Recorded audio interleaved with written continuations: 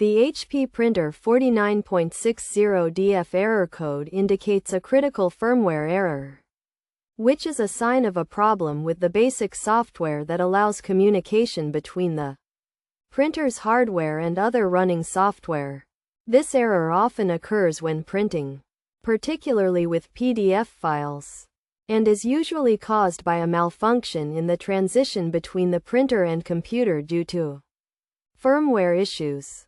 Common causes of this error code include outdated firmware, which can lead to compatibility issues and security breaches, as well as simple firmware errors that can occur even with up-to-date firmware and a functioning computer. Additionally, corrupted documents stuck in the printing queue can also trigger this error code.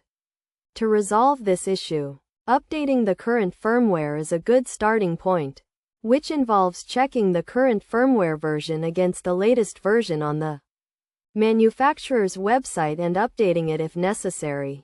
Other solutions include updating the Adobe Acrobat program, rebooting the printer, and resending the print job if a problematic document is the cause.